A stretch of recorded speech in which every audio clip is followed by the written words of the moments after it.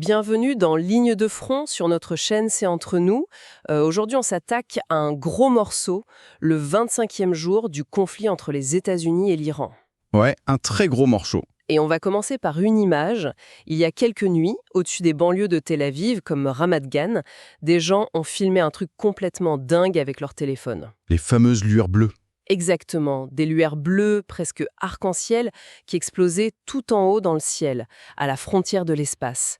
Et non, c'était pas des aurores boréales. Bah non, malheureusement. C'est beaucoup moins poétique que ça. Ouais. Notre plongée aujourd'hui dans les sources militaires et géopolitiques montre que ces explosions, c'est la preuve que le taux de réussite de 95% des défenses antiaériennes face à l'Iran, ça pourrait en fait cacher un piège mortel. C'est ça. En fait, les documents qu'on analyse sur ce 25e jour décrivent une situation sur le terrain qui défie complètement les grilles de lecture traditionnelles. Il y a une dichotomie vraiment fascinante entre ce qu'on nous montre sur la scène diplomatique et ce qui se prépare dans l'ombre, au niveau de la logistique militaire.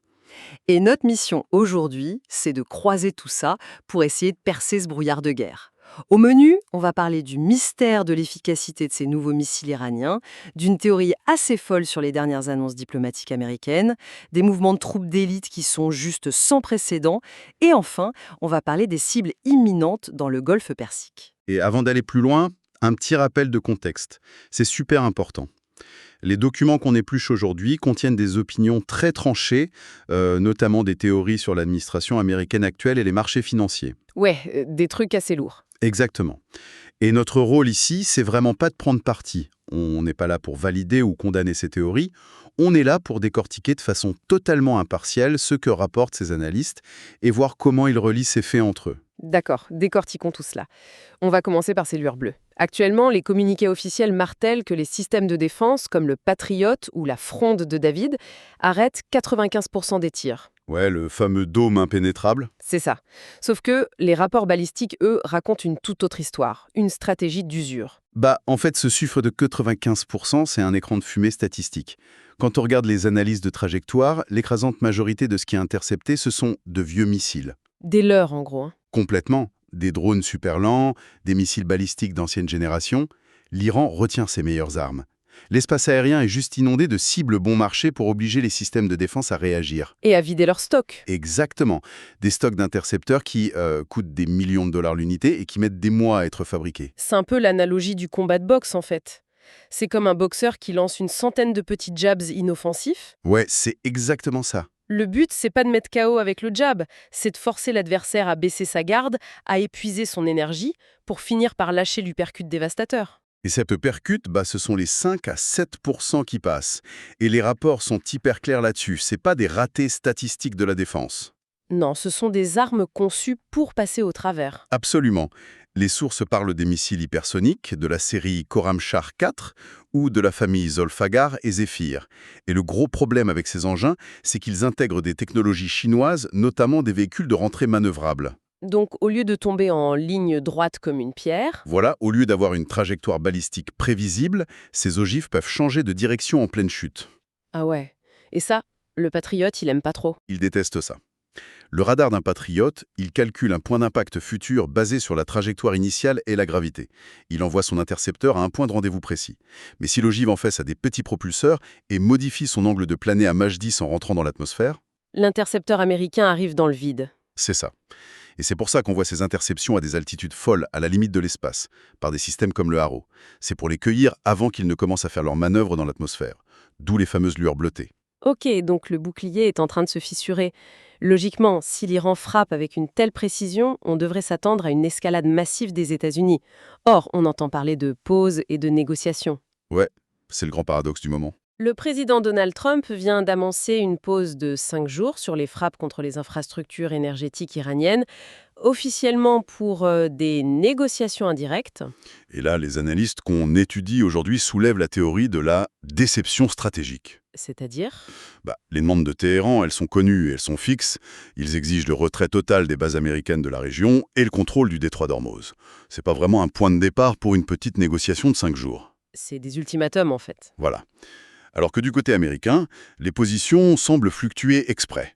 Les experts comparent ça à la semaine juste avant l'attaque terrestre de février 91, pendant la guerre du Golfe. Donc un écran de fumée géant ?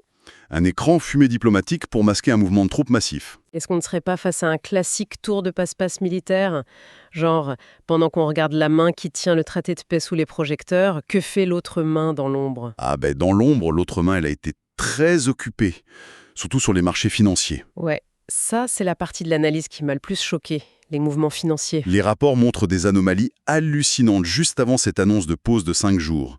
Des mouvements de capitaux massifs. On parle de paris à hauteur de 580 millions de dollars sur les marchés à terme, c'est ça? Exactement. Des positions prises sur les cours du pétrole et les valeurs de l'industrie de la défense, juste avant que l'annonce officielle ne fasse fluctuer les marchés. Donc selon ces analystes, la pause diplomatique, elle aurait non seulement endormi l'adversaire, mais elle aurait aussi déclenché une opportunité de profit monumental. C'est la théorie avancée par les ours, ouais. Mais pendant que tout le monde regardait la bourse et les diplomates, les trackers de vol logistique, eux, ils ont vu autre chose. Oui, l'aviation de l'ombre. Parce qu'on peut truquer un discours, mais on ne peut pas cacher la signature radar de 35 avions de transport C-17. 35 C-17 Globemaster III qui décollent en 72 heures. Un seul de ces monstres, ça transporte 77 tonnes de matériel. Des blindés, des troupes équipées. Et ce qui est dingue, c'est d'où ils viennent. C'est ça. Le manifeste des vols indique la mobilisation des élites absolues.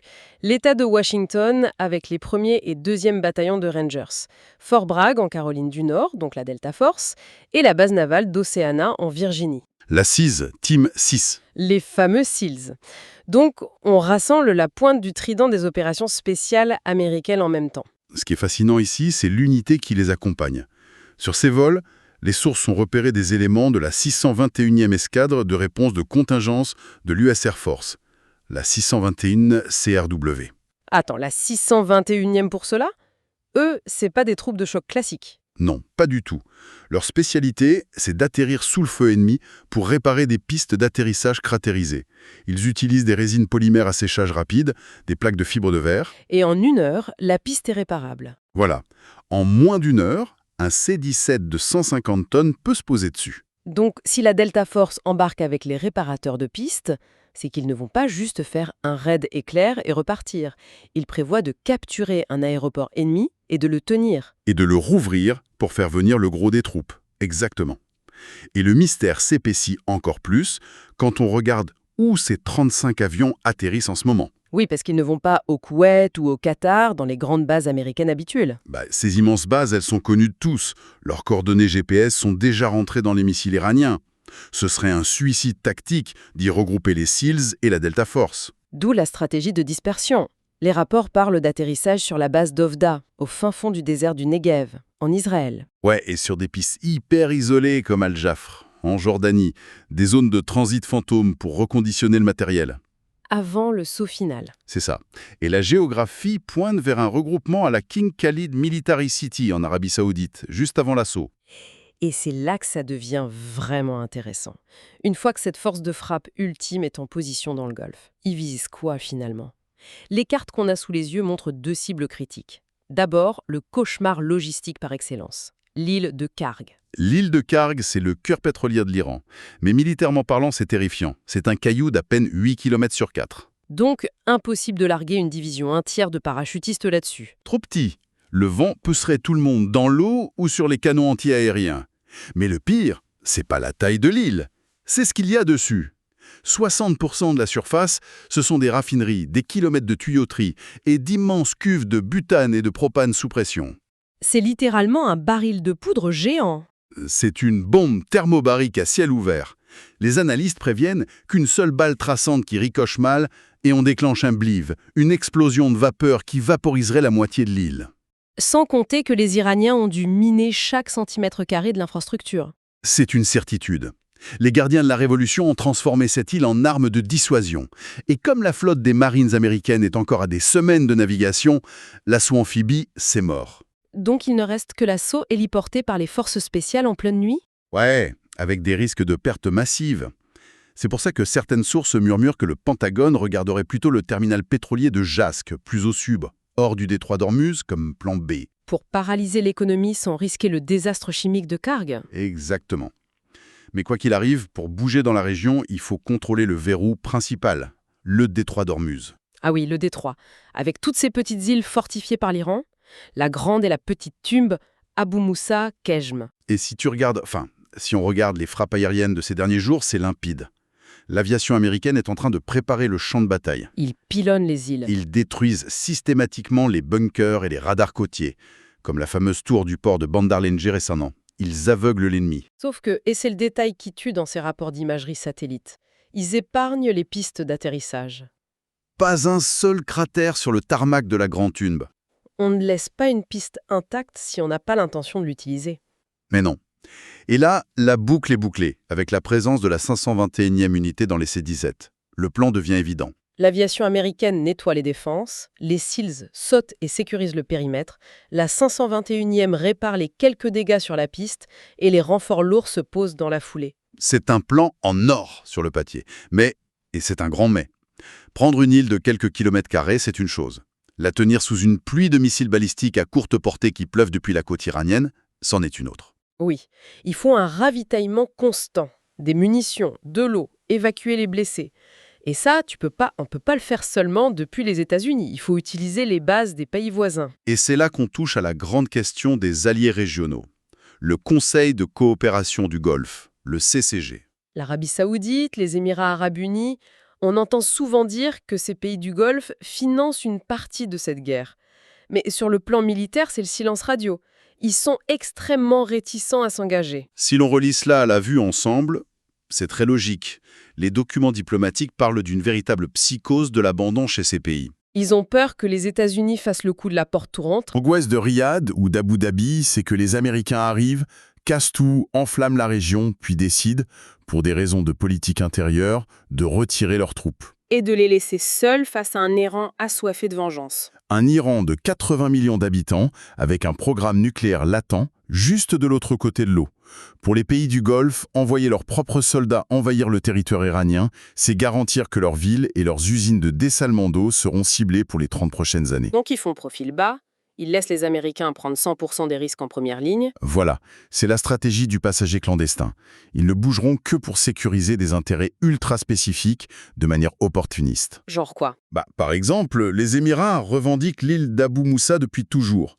Si la Delta Force nettoie l'île, les Émiratis viendront planter leur drapeau le lendemain matin. Pareil pour l'Arabie Saoudite avec l'île de Farsi, une minuscule base avancée iranienne qui les embête depuis des années. L'interventionnisme à la carte, quoi. On ramasse les miettes une fois que le sale boulot est fait. C'est exactement ça.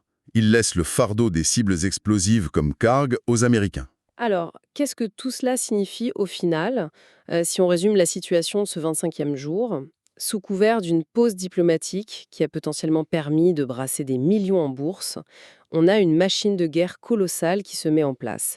Des Rangers, de la Delta Force, des SEALs, tout ça atterrit dans le désert pour préparer l'invasion d'îles qui sont les véritables valves cardiaques de l'économie mondiale. Et le tout sous le regard hyper méfiant des pays voisins qui ne veulent surtout pas se brûler les ailes. Et le public devrait vraiment s'y intéresser de près. Parce que si une de ces opérations tourne mal, si Karmang explose ou si Hormuz est bloqué durablement, c'est l'économie mondiale qui va vaciller en quelques heures. On le verrait direct à la pompe et sur les prix de tout ce qu'on achète. C'est clair. Et je rajouterai une dernière réflexion basée sur ces analyses tactiques. On a vu que les forces spéciales américaines, avec leur puissance de feu et leurs outils logistiques de dingue, peuvent probablement capturer ces îles en une nuit. C'est presque une certitude. Mais l'histoire militaire nous apprend un truc cruel. Commencer une invasion, c'est un choix. Décider quand elle se termine, c'est un privilège qui appartient presque toujours à l'adversaire. ouais. Si l'Iran refuse de s'avouer vaincu et décide de transformer chaque île capturée en une cible d'usure permanente, en tirant dessus sans arrêt depuis le continent, la question pour ces troupes d'élite, ce sera plus de savoir comment prendre ces îles. Mais comment réussir à en partir vivant? Voilà. Comment on s'en va quand on est coincé sous un déluge d'artillerie au milieu du Golfe? C'est la vraie question qui se pose pour les jours à venir. On va continuer de surveiller ces mouvements de très près. Merci d'avoir décortiqué tout ça avec nous aujourd'hui et on se retrouve très vite pour une nouvelle plongée dans les sources sur C'est entre nous.